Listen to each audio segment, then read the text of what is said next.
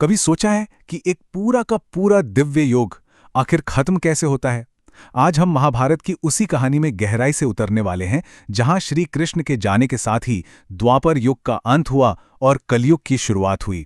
ये सिर्फ एक कहानी नहीं है, ये एक पूरे दौर के खत्म होने का बयान है। तो सवाल यही उठता है, एक दिव्य युग का अंत होता कैसे है? क्या ये बस एक हादसा था, या फिर इसके पीछे भाग्य और कुछ पुरानी भविष्यवाणियां थीं जिन्हें पूरा होना ही था? चलिए इस कहानी की परतों को खोलते हैं। असल में यदुवंश के विनाश की कहानी बहुत पहले ही लिखी जा चुकी थी, और इसकी जड़ें थीं दो बहुत ही शक्तिशाली श्रापों में, जो दो बिल्कुल अलग अलग जगहों से आए थे, लेकिन जिनका मकसद एक ही था। तो ये दो श्राप थे कौन से? देखिए, एक तरफ तो था गांधारी का श्राप, जो उनके 100 बेटों को खोने के बाद उनके दुख और गुस्से से निकला था। और दूसरी तरफ थे कुछ ऋषि, जिनका यदुवंशी राजकुमारों ने मजाक उड़ाया था, और उनके क्रोध से निकला था दूसरा श्राप।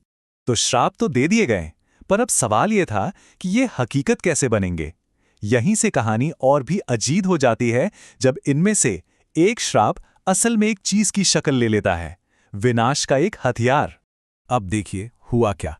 जैसा ऋषियों ने कहा था, साम से एक लोहे का मूसल पैदा हुआ। अब यादव तो डर गए। उन्होंने सोचा कि चलो इसे खत्म कर देते हैं।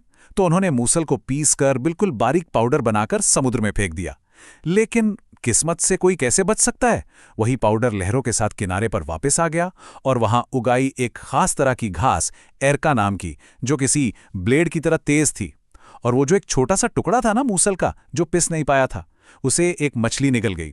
देखिए कैसे श्राप अपना रास्ता बना ही रहा था। अब कहानी में सीधे कई साल आगे चलते हैं। वक्त बीत गया, बातें शायद भुलाई जा चुकी थीं, लेकिन श्राप अपना समय देख रहा था। और फिर वो दिन आ ही गया, जब भविष्यवाणी एक बहुत ही भयानक और दुखद हकीकत बन गई। जी हां, पूरे 36 साल बाद, ठीक जैसा गांधारी ने श्राप दिया था, द्वारका नगरी में ना अजीब अजीब अपशकुन होने लगे। ये संकेत थे कि अंत अब करीब था। इन अपशकुनों को देखकर श्री कृष्ण ने सोचा कि चलो सबको एक तीर्थ यात्रा पर ले चलते हैं, प्रभास क्षेत्र। इरादा तो पूजा पाठ का था, शांति का था, लेकिन होनी को कौन टाल सकता है। वहां जाकर यादवों ने खूब मदिरा पी, और फिर नशे में पहले बहस हुई, और फिर वो एक दूसरे के ही दुश्मन बन बैठे। और उनके हथियार क्या बने? वही किनारे पर उगी हुई एरिका घास। और जैसे ही उन्होंने उसे हाथ में उठाया, श्राप की शक्ति ने अपना असर दिखाया। घास का हर एक तिनका लोहे के मूसल जितना सख्त हो गया। और फिर जो हुआ वो एक गृह युद्ध था। भाई ने भाई को मारा, और देखते ही देखते पूरा का पूरा यदुवंश खत्म हो गया। तो यदुवंश का विनाश तो हो गया। अब कहानी का फोकस आता है श्री कृष्ण पर, उनके अंतिम पलों पर। याद है वो मूसल का एक छोटा सा टुकड़ा? अब देखते हैं कि श्राप का वो आखिरी हिस्सा कैसे उन तक पहुंचता है। अपने पूरे कुल का नाश अपनी आंखों से देखने के बाद कृष्ण एक जंगल में चले गए। वहां वो एक पीपल के पेड़ के नीचे ध्यान में लेट गए। कहते हैं कि उनके पैर के तलवे से एक दिव्य रोशनी निकल रही थी, और यही रोशनी गलती से एक हिरण की आंख जैसी लगी। अब एक शिकारी था वहां, जिसका नाम था जरा। उसने उस चमक को देखा, और उसे लगा कि कोई हिरन है। उसने तीर चला दिया। पर यहां सबसे बड़ा सवाल यह है कि उस तीर की नोक आखिर बनी किस चीज से थी? वो नोक बनी थी उसी लोहे के टुकड़े से, श्रापित मूसल का वो आखिरी बचा हुआ हिस्सा जो मछली के पेट से मिला था, और जिसे जरा नाम के शिकारी ने अपने तीर की नोक बना ली थी। सोचिए, किस्मत ने श्राप के उस आखिरी टुकड़े को भी ठीक इसी पल के लिए बचाकर रखा था। जब जरा को अपनी गलती का एहसास हुआ, तो वो बहुत डरा हुआ कृष्ण के पास आया, माफी मांगने लगा। लेकिन कृष्ण ने उसे शांत किया और कहा, इसमें तुम्हारी कोई गलती नहीं है जरा, ये तो होना ही था, ये तो नियति है, और ये मेरी ही इच्छा थी। अब यहां एक और गहरी बात है, जिसे कर्म का न्याय कहते हैं।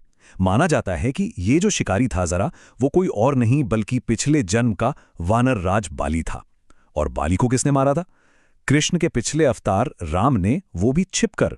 तो ऐसा कहते हैं कि इस घटना से वो पुराना कर्म का हिसाब पूरा हुआ। तो इस तरह कृष्ण ने इस धरती को छोड़ दिया, और उनके जाने का असर पूरी दुनिया पर, पूरे ब्रह्मांड पर तुरंत पड़ा। क्या क्या हुआ?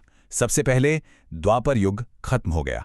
दूसरा कलयुग, यानी कि हमारा वर्तमान युग शुरू हो गया। और तीसरा कृष्ण की वो शानदार नगरी द्वारका समुद्र में समा गई।